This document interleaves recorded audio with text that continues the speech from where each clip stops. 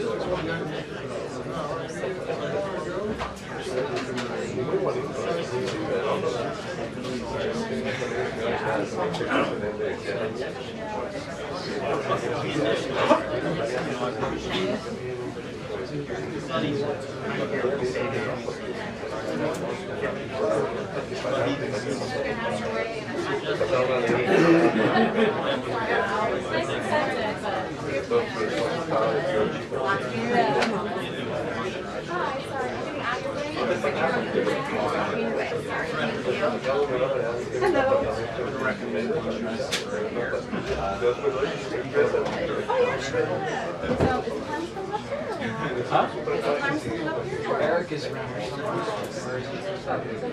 Are you based around here? No? Okay. Well, no, I'll sit. Yeah. Or whatever.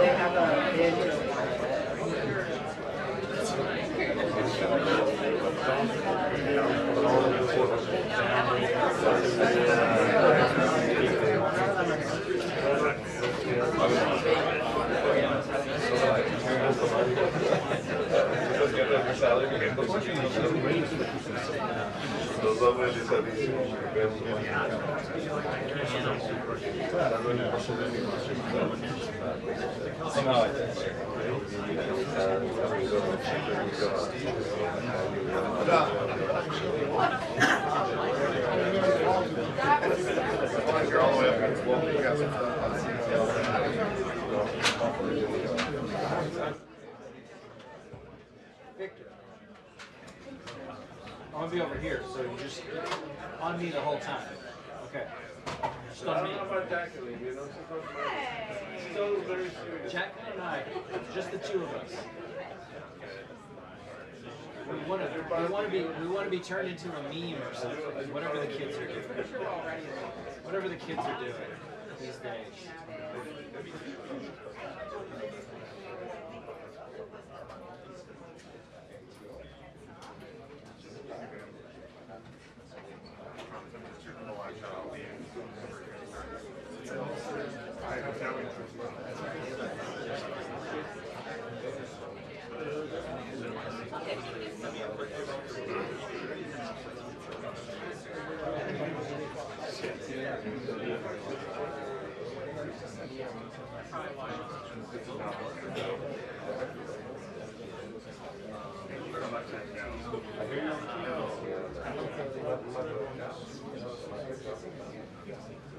Hi, this is Joe. I'm on my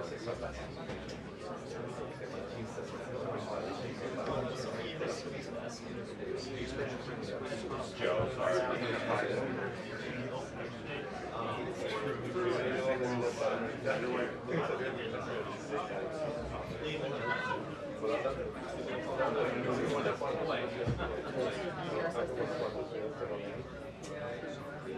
it says.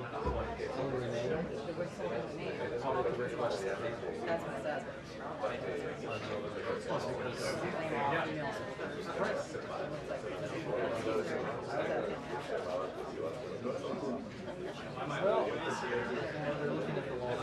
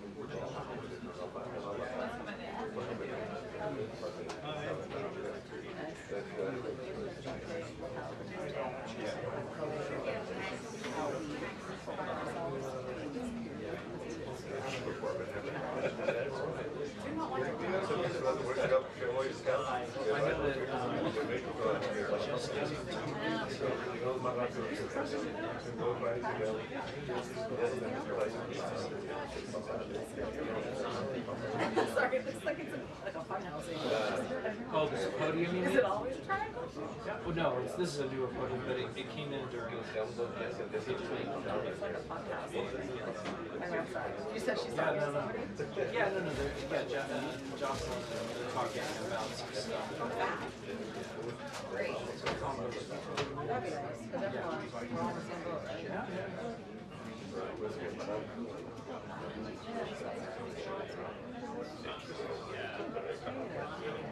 It just depends on the person, right?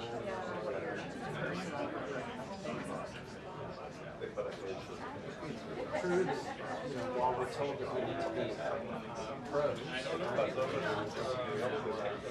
steel ourselves and be professional, just in our parts, and we get to tolerate something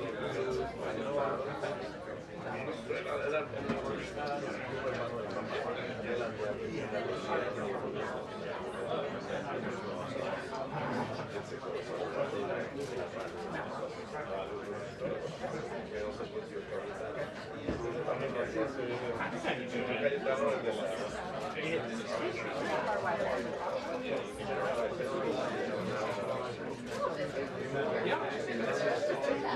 Yes.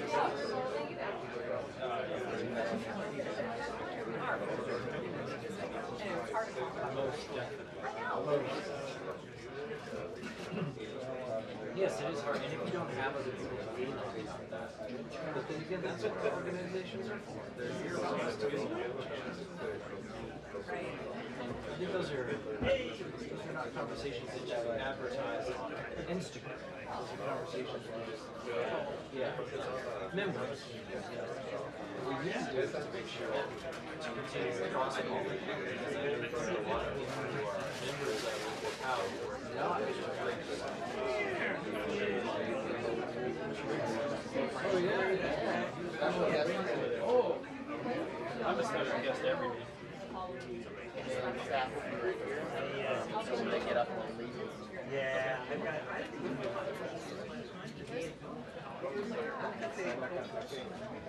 There's bigger. Yeah, there's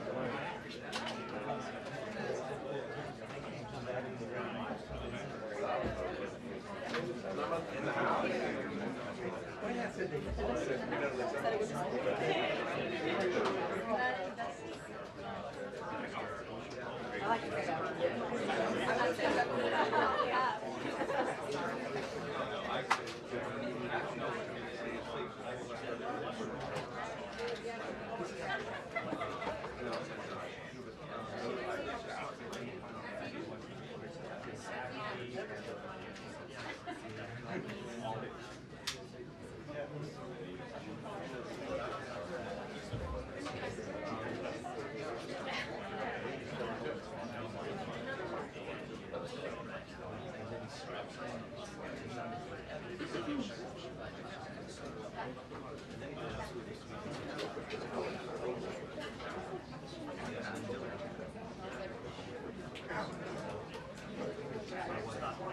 You see that, John?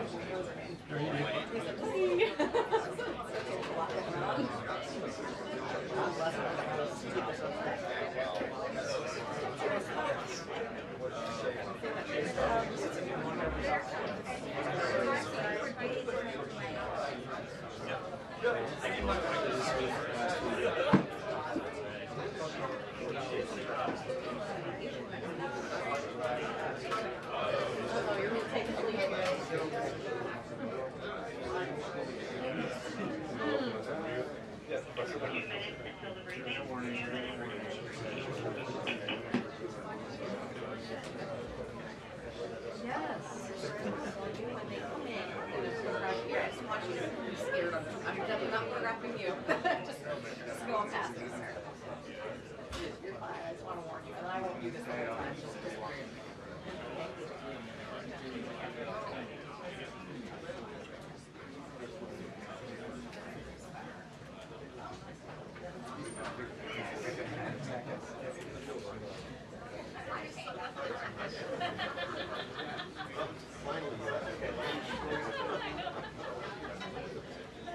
Since you mentioned it, on the long school.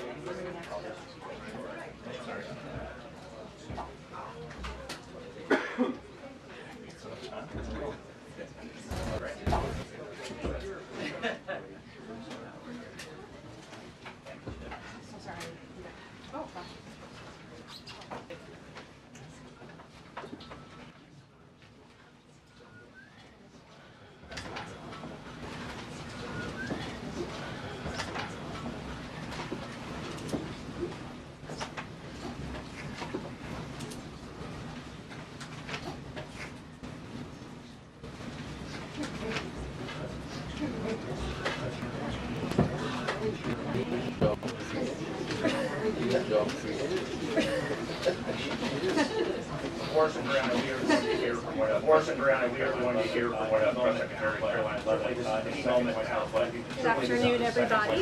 Good afternoon, everybody. Okay, thank you. How are you? Okay, thank you. Nice live shot. How are you? Nice live shot. Good to see all of you. Happy Friday. It's great to be back with you. I want to provide an update on President Trump's actions in the wake of the catastrophic air collision that tragically claimed the lives of 67 people at Reagan National Airport on Wednesday night. Everyone in this White House continues to mourn the victims and keep their friends and families in our thoughts and prayers during this unimaginable time. First, within moments of the collision, the president and his newly appointed team were in immediate communication. The president was briefed on Wednesday evening following the crash, again on Thursday morning, and he has continued to receive updates as recovery efforts continue on the ground. The president, as you know, took time to address the nation yesterday afternoon. To deliver accountability, President Trump swiftly signed a memorandum directing an immediate assessment of the Federal Aviation Administration to ensure the federal government is maintaining the highest personnel and policy aviation safety standards. the memorandum directs the Secretary of Transportation and the FAA administrator to immediately review all hiring decisions and changes to safety protocols made during the prior 4 years, and to take all necessary corrective actions to achieve uncompromised reversal of any deterioration in hiring standards and aviation safety standards and protocols during the previous administration. Aviation safety was addressed by President Trump before this tragic collision even took place.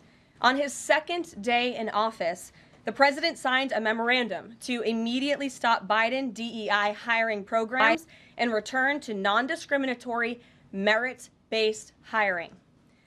And in 2018, during President Trump's first term, the Department of Transportation announced it would put an end at that time to use the biological questionnaire that was introduced by the Obama administration, which punished skilled applicants.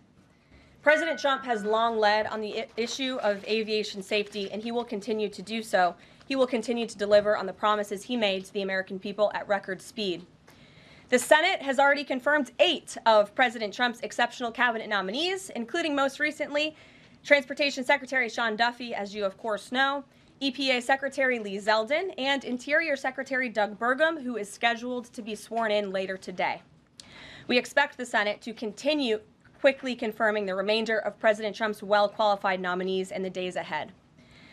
Earlier this week in the East Room, the president proudly signed the Laken-Riley Act into law, surrounded by Laken's loving parents and sister. This common-sense bipartisan law mandates the federal detention of illegal aliens who are accused of theft, burglary, assaulting a law enforcement officer, and any crime that causes death or serious bodily injury, like the animal who murdered Laken-Riley in cold blood. This was the first piece of legislation President Trump proudly signed as the 47th President of the United States, and it will guarantee that Laken did not die in vain. As Laken's mother, Allison, tearfully said during the signing event, President Trump said he would secure our borders and that he would never forget about Laken, and he hasn't.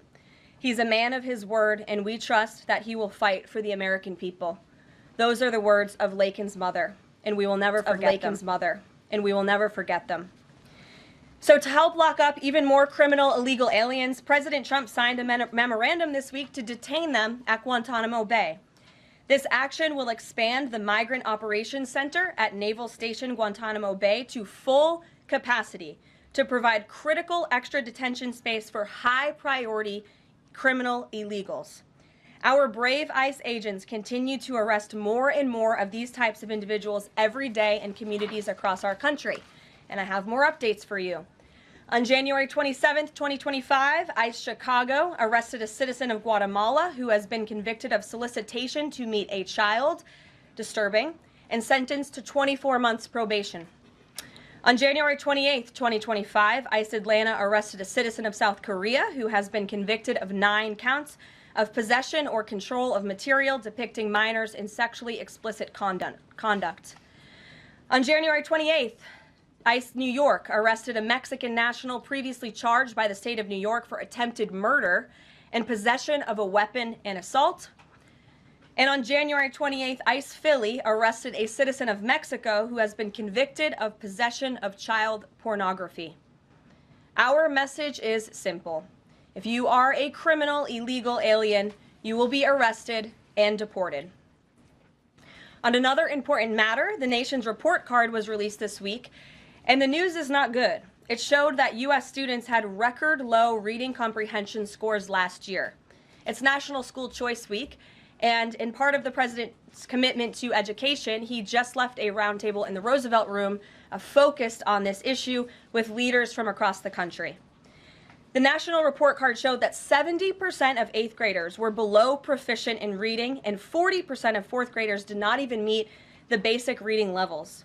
This is completely unacceptable to the president, and he continues to take aggressive actions to address this education problem in our country. He signed an executive order this week prohibiting federal funding of the indoctrination of our children, including radical gender ideology and critical race theory in the classroom. The president believes American education should focus on cultivating patriotic citizens who are ready for the workforce. And this action will help get schools back on track and defend fundamental parental rights in education. The president also signed a school choice executive order expanding educational freedom and opportunity for families. And in lighter news, but in exciting news, after announcing our briefing room changes on Wednesday, this White House has received more than 10,000 submissions from individuals across the country who are eager to join all of you. We might have to make this room a little bit bigger to do that, who want to participate in our new media seat at a future briefing. So in this seat today, we have the Ruthless podcast. They humbly started by entertaining small audiences on Capitol Hill, but after 4 years, this program has become one of the most influential podcasts in America. They previously reached #1 on the charts and earned over 25 million downloads as they deliver political news with a humorous touch. The hosts are Josh Holmes, Michael Duncan, Comfortably Smug, and the man joining us today, John Ashbrook. So with that, I will take your questions. John, please kick us off. Thank you very much. You know, Karoline, in your first briefing, the media went after this administration for deporting illegal immigrants they claimed were not criminals. That's The right. question is, do you think they're out of touch with Americans demanding action on our border crisis? The media out of touch? I think the media certainly is out of touch, and I think that's proven by a number of things, John. #1, there was a New York Times poll that was released prior to President Trump's inauguration by the New York Times, which of course is a legacy media outlet, that showed that 83% of Americans support deporting the individuals that you mentioned, illegal immigrant criminals, especially those who have committed heinous crimes in the interior of our country. And I received a very actually interesting statistic on this front from ICE this week. 97% of the deportations that this administration has made thus far are of individuals who had a removal order from the previous administration, but were never removed from the interior of our country. So this shows that the previous administration was actually defying our laws, and all this administration is doing is simply following the laws, the immigration laws of this great country. Thanks for the question, John. Anything else? No, that's it. Okay, great. Peter. Thanks, Caroline. If President Trump is telling us that air traffic control towers are staffed with unqualified controllers, these DEI hires who never should have been brought on, then it's not safe to fly commercially, is it? The president was asked and answered this yesterday, and he believes that it is still indeed safe, and Americans should feel safe traveling our skies. With that said, two things can be true at the same time, and we certainly have seen the deterioration of federal hiring standards at the Federal Aviation Administration, and the president wants to increase those standards. He wants pilots in this country who have the great responsibility of flying American citizens by the tens of millions every single day to be chosen for that position based on their merit and their skills. And so the administration will continue to prioritize this. Was the air traffic controller in the DCA tower on Wednesday night hired or not fired at some point because of his or her race? That investigation is ongoing. And so when we have updates on the exact individuals who were involved in the collision, including the air traffic controller, also the pilots of the helicopter and others, we will confirm those. I don't want to confirm names from this podium today. We're not in a position to do that. But I will say the president has still rightfully pointed out that there has been problems with the aviation industry over the past several years. And this started under Barack Obama in 2014. And when the president says on Truth Social, the Black Hawk helicopter was flying too high by a lot, it was far above the 200-foot limit, that's not really too complicated to understand, is it? Is he suggesting a helicopter malfunction or a crew error or a crew doing this intentionally? No, the president is simply stating what he said in that True Social post, which is that the helicopter was flying higher than it should have been, which is one of the reasons that led to this collision. And the other reasons for that are still being investigated, and I will let that investigation play out. Kelly. Some of our colleagues have obtained a memo from the Defense Intelligence Agency that talks about not holding any activities or programming related to Black History Month to be in line with the president's views on diversity, equity, and inclusion. Does the president plan to have a proclamation about Black History Month? In his first term, each of the 4 years of his term, he did so and called on those in government to have programming activities and celebrations. Is he going to do that this year? Yeah, the president looks forward to signing a proclamation celebrating Black History Month. I actually spoke with our great staff secretary. It's in the works of being approved, and it's going to be ready for the president's signature to signify the beginning of that tomorrow. If an agency is calling off those kinds of activities in an attempt to be in alignment with the president's views on DEI and other things, should they adjust that now and have those programs and make those celebrations however they see fit in the office? The president is leading here at the White House, and I'll leave it to the proclamation that he will sign very soon. Mary, great to see you. Thanks for having us. So I wanted to follow up on the gender executive orders you mentioned. First of all, we know that President Trump has taken a bunch of steps to protect children from irreversible transgender procedures. Is he interested in backing congressional legislation on this point? And does the Trump administration have interest in investigating doctors who perform these irreversible procedures on kids, such as a double mastectomy on a minor girl? Well, the president has already taken a very strong stance on this issue this week with the signing of his executive order, a few executive orders in this space. First, he made it the official policy of the federal government that there are only two sexes, male and female, and we have directed all federal agencies to comply with that policy. As for congressional legislation to support the president's agenda in this space, and certainly ending the mutilation of young children, the chemical castration of young children, which is a barbaric practice that the vast majority of Americans do not support for young minor children. Certainly the president would support Congress's efforts, as he has already made that very clear this week. Jennifer. On Rick Grinnell's trip to Venezuela to meet with Nicolas Maduro, is there anything you can share on timing on that, what his agenda is, what the mission of that trip is? Yes, so I can confirm that Rick Grinnell is in Venezuela today. I can confirm that Rick Grinnell is going to Venezuela, or is in Venezuela, with two immediate directives from the President of the United States.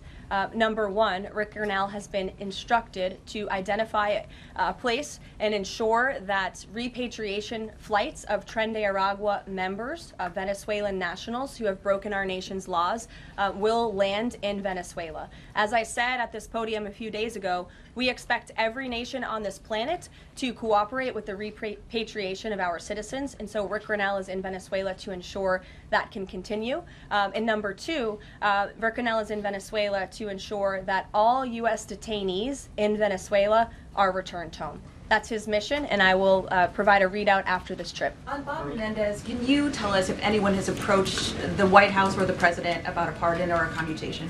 I have not been part of those discussions. If they have, I am not sure if they have, but I won't speculate on potential pardons that may or may not happen. To my awareness, the answer is no. Justin. Hey, friends at Reuters are reporting that the president has made a decision on the Canada and Mexico tariffs, but that they won't actually be implemented until March 1st. I was wondering if you could confirm that and talk through some of the president's thinking there. I saw that report, and it is false. I was just with the president in the Oval Office, and I can confirm that tomorrow, the February 1st deadline that President Trump put into place at a statement several weeks ago, continues. The president will be implementing tomorrow a 25% tariffs on Mexico, 25% tariffs on Canada, and a 10% tariff on China for the illegal fentanyl that they have sourced and allowed to distribute into our country, which has killed tens of millions of Americans. These are promises made and promises kept by the president. The president yesterday said that last night he was planning to discuss whether an exemption would be made on oil imports. Do you have any information on what decision he made there, or will there be exemptions at all offered under this? I don't have an update or readout for you on the exemptions, but those tariffs will be for public consumption in about 24 hours tomorrow, so you can read them then. Karoline. Stephen Nelson. Thank you very much, Caroline. I have three questions, if that's all right. I'd like to ask you about press freedom and then about two economic matters. Sure. On press freedom, on Tuesday you announced plans to roll back the more restrictive press badge policy of the Biden White House. But there's a different anti-press freedom policy I wanted to ask about. The Biden White House adopted a mysterious pre-screening process for journalists allowed into large event spaces that in the pre-pandemic days of the first Trump term were open to all journalists on campus. This effectively limited the diversity of reporters present and blocked the asking questions that large segments of the American public wanted answered. As press secretary, can you commit to abolishing this mysterious pre-screening process? There were a lot of mysterious processes that my team and I have had to unravel over the past 2 weeks that were implemented by the previous White House and in particular the previous press shop here. And so I can commit to a greater access and transparency, which I believe we already have by ensuring that the 440 journalists whose credentials were revoked will be reinstalled. They will get their credentials if they wish to. We've also, of course, opened up a new seat to new media. And as far as open press events here at the White House, if we tell you it's open press, it's open press. So just to confirm, this pre-screening thing is something you're aware of and you'll work to undo to the maximum extent possible. When we say something is open press, it will mean it's open press. And the two economic matters, and I can just ask them both at once for you. In New York City, Governor Hochul's congestion pricing went into effect this month. Vehicles that drive through parts of Manhattan have to pay a $9 toll.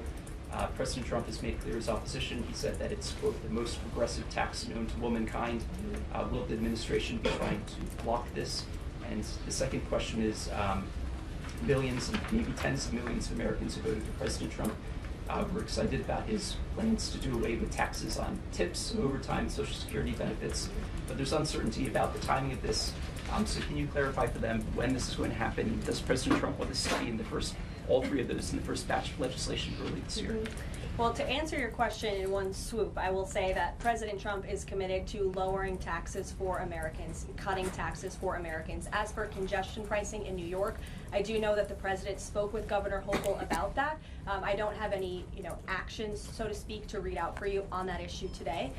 Number two, when it comes to no taxes on tips and Social Security, the president has made it very clear to our allies on Capitol Hill that is a critical piece of this reconciliation package, and he expects that his tax cuts from 2017, which put a lot more money back into the American people's pockets, those must be implemented, and no tax on tips. The president is intent on delivering on that promise, and he will get it done. And overtime also as part of reconciliation? Yes. Sure. Thanks, Caroline. Can you guarantee that those tariffs won't increase prices for Americans, including at the gas pump and the grocery store? I think Americans who are concerned about increased prices should look at what President Trump did in his first term. He effectively implemented tariffs, and the average inflation rate during the first Trump administration was 1.9%. In fact, when President Trump left office, it was 1.4%. So President Trump is going to do everything he possibly can to cut the inflation crisis that the previous administration imposed on the American people, and he will continue to effectively utilize tariffs. But if those tariffs do increase prices for Americans, will the administration reverse them? That's a hypothetical question, and the president is intent on ensuring that he effectively implements tariffs while cutting inflation and costs for the American people. And the media has this way of just looking at everything in a microscope rather than looking at the whole of government economic approach that this president is taking. He will effectively implement tariffs. He's also, as I just answered Prince Stephen's question, committed to tax cuts. He's also clearly committed, as evidenced by his executive orders, to unleashing the might of our energy industry, which we know will eventually drive down inflation, and all the other economic measures that this president has made will have a Trump incoming economic boom, just like we saw in our first term. And has the White House found any Fox Business? Yeah, Yes. thanks, Caroline. Welcome. Justin Trudeau, the Canadian Prime Minister, said today that if the U.S. imposes tariffs, he will respond and he will not relent until the tariffs are removed. Are we seeing the start of a trade war with Canada? I don't think so. I think the president is going to implement those tariffs tomorrow, and he will respond to Mr. Trudeau's comments in due time, I am sure. Now, what type of things have to happen? What does the administration need to see in order to avoid those tariffs? Well, the tariffs are incoming tomorrow on Canada, and the reason for that is because both Canada and Mexico have allowed an unprecedented invasion of illegal fentanyl that is killing American citizens and also illegal immigrants into our country. In fact, I have more language for you right here. Canada, Mexico, and China, which, as I mentioned, President Trump will implement a 10% tariff on China. Border in the last 2 years alone has the potential to kill tens of millions of Americans. And so the president is intent on doing this, and I think Justin Trudeau would be wise to talk to President Trump directly before pushing outlandish comments like that to the media. If I may, one more. Now go back to the plane crash for just 1 second. You're interrupting your colleague, but I'm sure. sorry, I thought you called on me. I called on Lindsay. The president this morning said the Black Hawk helicopter was flying too high. I'm wondering if he's basing that on what he learned from investigators, and if you could offer a little bit more of a window into how he is keeping abreast of this investigation. Sure. Is the NTSB briefing him separately? Is he meeting in the Situation Room? You just sort of offer a window into that. Yeah, the president based that statement on truth, because it is truth and it's fact, and it was relayed to him by the authorities who are overseeing the investigation into this horrific plane collision. And the president, as I said in my opening remarks, continues to be briefed on the collision by everybody across his cabinet, the Secretary of Transportation, the Secretary of Defense, the NTSB, who the commissioner there was in the Oval Office with him yesterday. I also noticed that he has not ordered Lindsay, flags go to ahead. be flown at In half recent staff. days, Lindsay, go ahead. In Thank recent you. days, the CIA actually revealed that they do also believe that COVID-19 was from a lab leak in Wuhan, China. How is the president planning on responding to this additional intel from the CIA, and will it impact how he responds to them with tariffs? Yeah, kudos to John Ratcliffe for revealing that truth and that fact to the American people. Many years too late, the Biden administration had a chance to let the American people know the truth about that, and for some reason, they chose not to. I also would just like to point out that several years ago, when I was working in this press shop and President Trump would take to this podium to brief the American people on COVID-19, he suggested that COVID very well may have came from a lab in Wuhan, China. And many members in this very room mocked him for that, said he was spewing conspiracy theories. He was not. We now know that to be the confirmable truth. It took many years for it to come out, but the president was right in this instance again. Sure.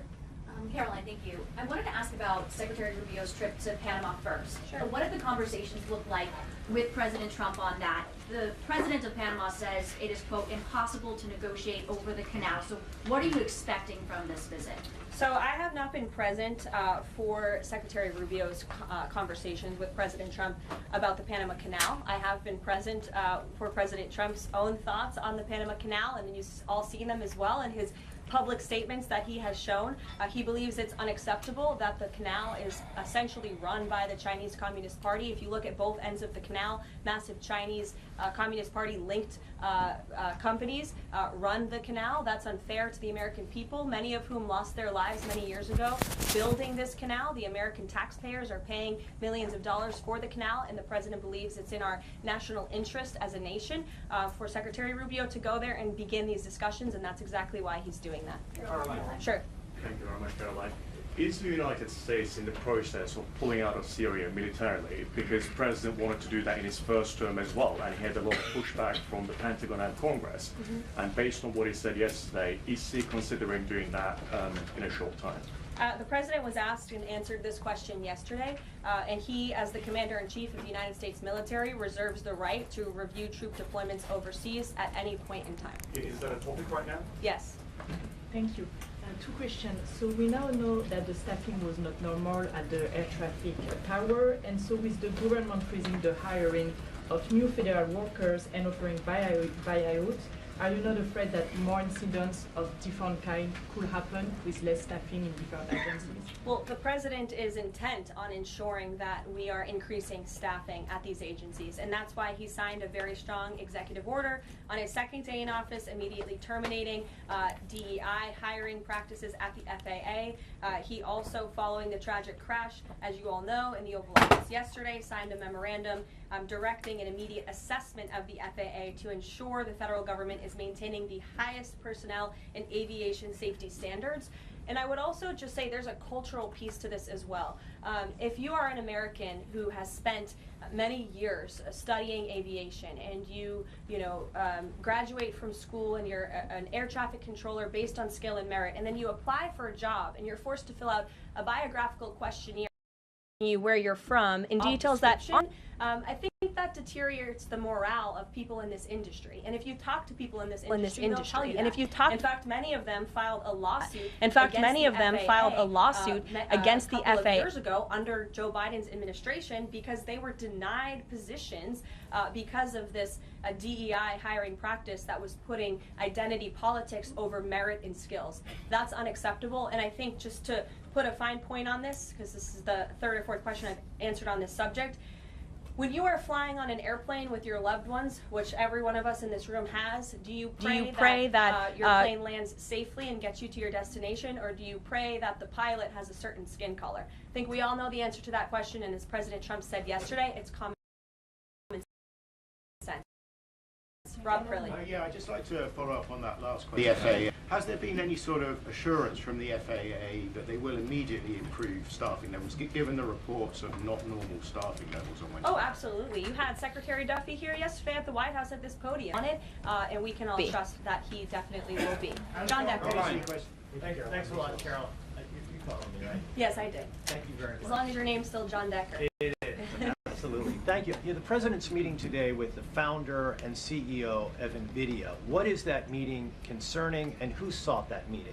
It's a I don't have details on this. It's a private meeting. It will take place at 2:30 p.m. I'll try to get there in time, and I can let you know after. How's that? On Guantanamo Bay, can you give more details about setting up that detention facility at Gitmo? How will that come about? What's the timing in terms of standing it up? And of course, this has happened before during the Clinton administration. Yeah, that's right. Detainees of Cuban and Haitian descent were both detained at Guantanamo. Are you looking at that model in setting up this detention facility? Secretary Hegseth, I believe, was on television this morning answering this question, and he said that the Department of Defense is already on it. He has directed his agency to ensure that Gitmo is increasing their capacity for beds, and that's exactly what President Trump's executive order did. It directed Secretary Hegseth and also Secretary Noem to expand the Migrant Operations Center at the Naval Station to provide for this extra detention space. And as Secretary Hegseth confirmed this morning, that operation is underway. Caroline. Sure. Caroline, on the tariffs, can you clarify whether those will actually be going into effect tomorrow, or Yes. whether there might be some lead time? Yes. And are those, they will be going into effect tomorrow? Correct. And are those meant to be in place long term, or is there a scenario in which Canada, Mexico, and China can offer concessions and then they would be removed? At this point, the president has made it very clear those tariffs are going to be implemented and in effect. If the president at any time decides to roll back those tariffs, I'll leave it to him to make that decision. But starting tomorrow, those tariffs will be in place. Sure. Thanks, Caroline. Yes. Can you confirm a report by our friends at the Daily Mail that the British Prime Minister Keir Starmer is going to be visiting the White House in February? And also, if I may, do you have any more details on Netanyahu's visit here next week? Sure. I have not seen that report about the Prime Minister. I can go check back with our friends at the National Security Council and get back to you on that. I can confirm that Prime Minister Netanyahu will be here on Tuesday, February 4th, for a working meeting and visit with the President. And I'm sure you will all be here, very excited to cover that visit. Sure. Daniel.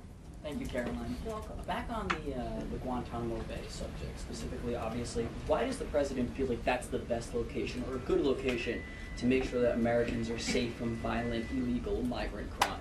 Well, it's a really good question, and the memorandum that he signed, the order that he signed, builds on his previous executive actions, obviously, to secure our southern border and deport illegal criminals from the interior of our country. We know that we have an issue with detention space here in the interior, which is a big reason why Congress needs to pass this reconciliation package as quickly as possible to ensure that DHS and ICE have the funding they need to detain these individuals that the administration is very swiftly rounding up and deporting, arresting and deporting these illegal immigrant criminals. And so the president feels it's an appropriate place. Taxpayers are already funding it. The space is there. Why not use it? And the Secretary of Defense, as I said, is working on that as we speak.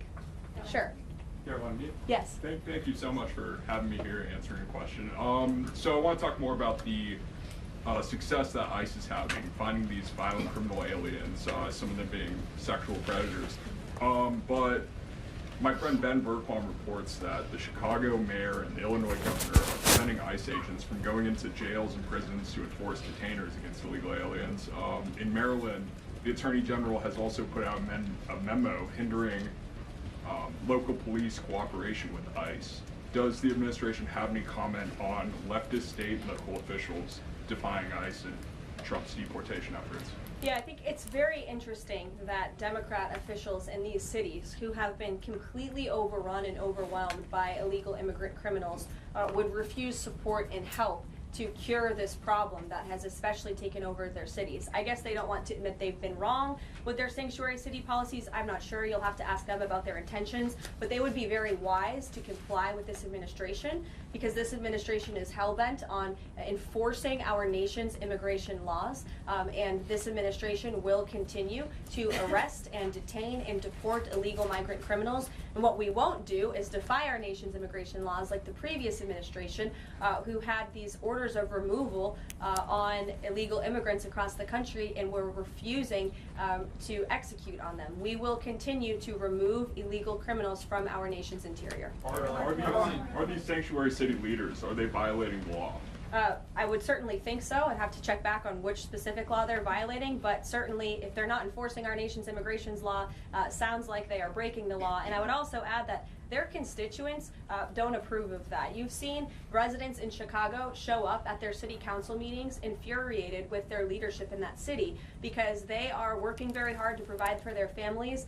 They want public safety and law and order, and their officials have abandoned those very basic American principles in these cities. And the American people want law and order. It's, again, an overwhelmingly popular policy to deport illegal criminals from our nation's interior, and this administration will continue to affect that goal. A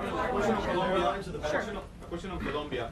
We just interviewed Colombian President Gustavo Petro, and he insisted that he's not going to take any Colombian deportee from the U.S. if they arrive in South America handcuffed. How this administration responds to that? When did the Colombian president make those remarks? Today, during an interview with us at Univision. Well, I will share those with the President of the United States, and I will get back to you on What happens if Nicolas Maduro? Caroline, there are more than 150,000 disabled Americans who are working today. The president talked a lot yesterday about hiring the best and the brightest to work in the federal government. Safety aside, does he believe that disabled people do have a place to work in the federal government? And does he also support the current protections for disabled people working in the private sector as well? The president has made it very clear that this is a common sense solution to solving some of the problems that we have seen at the Federal Aviation Administration, and also when it comes to many of the federal agencies across our government.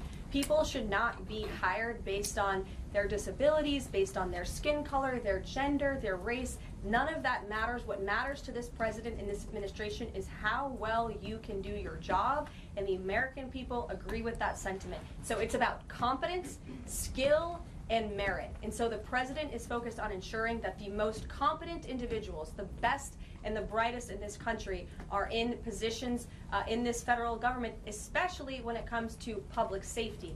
Can't overemphasize the importance of those jobs. Sure. So just follow up on her question before. President Trump is holding China accountable on fentanyl by ramping up tariffs. So how is President Trump planning to hold China accountable on COVID origins?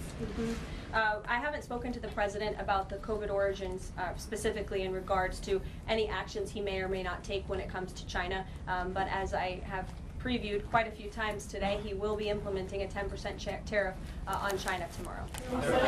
Sure. Has the president made up his mind about a timeline for tariffs on the EU? No, he has not. And will it be a one-size-fit-all, or will it be differentiated among governments? I won't get ahead of the president on tariffs when it comes to the European Union.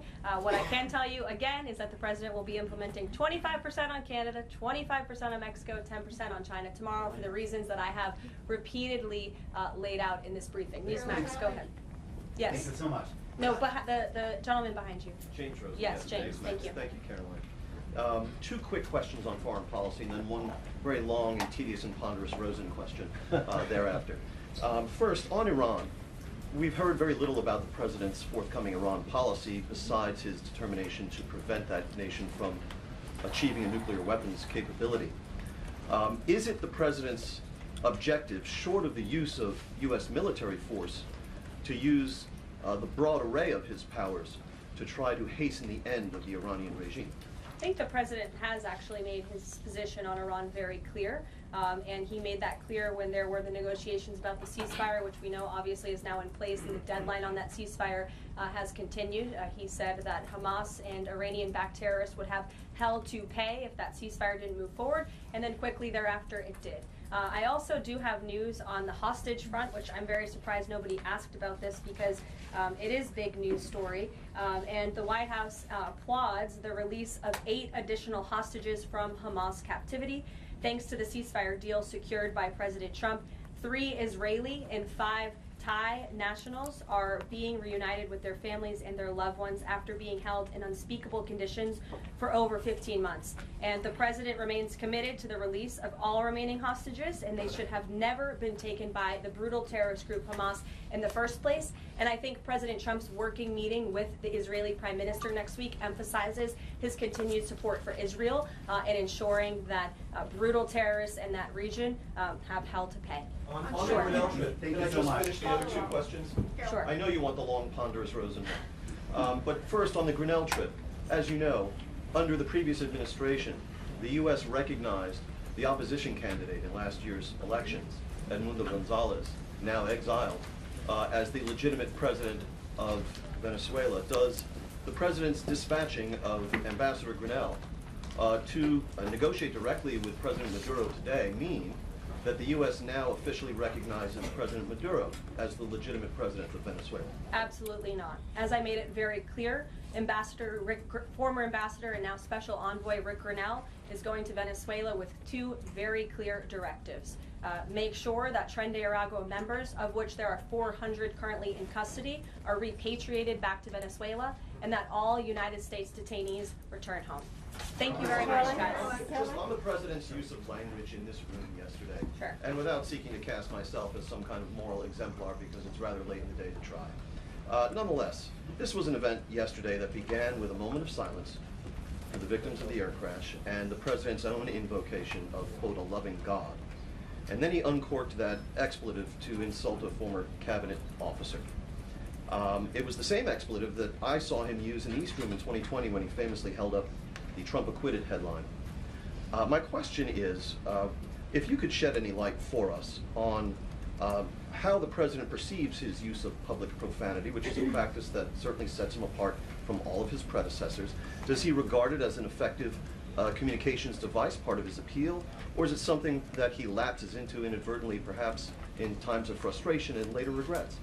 I think one of the things that the American people love most about this president is that he often says what they are thinking, but sometimes lack the courage to say themselves. And I think yesterday at this podium, you heard President Trump express great frustration, perhaps even anger, with the previous administration's policies, many of which have led to the crises that our country is currently facing and that this president is focused on fixing. Thank you guys very much. Have a great weekend. We'll see you next week.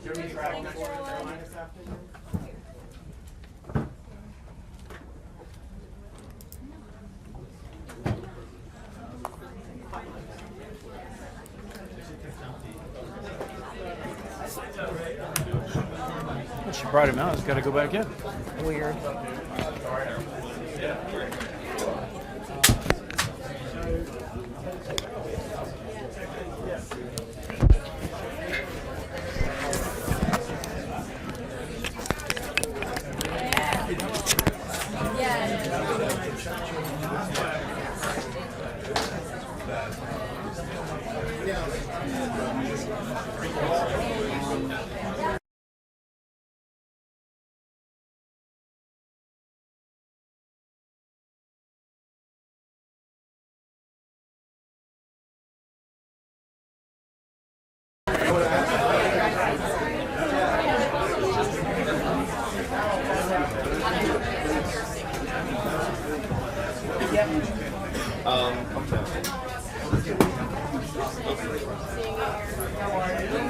Yeah, she's fine. I'm going to keep her down for a bit. At least 2 whole times. You want to go this way? Yeah. I'll definitely stop down. I gotta go do a hit and I'll be down sweets.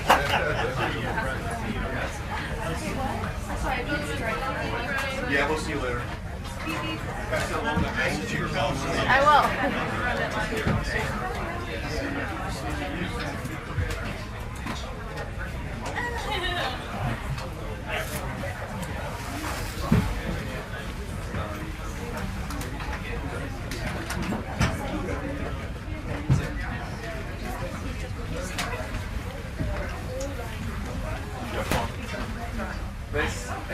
I mean, I might be in, yeah.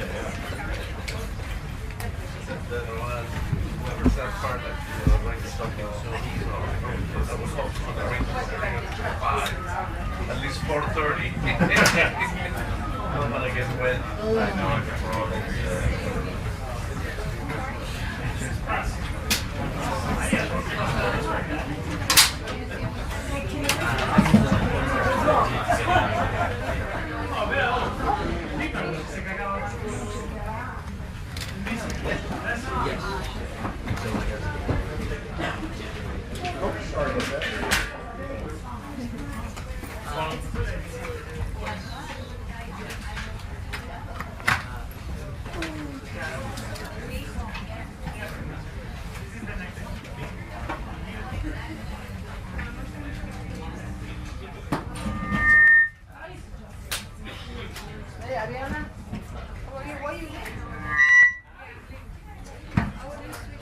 I think the mic was too short.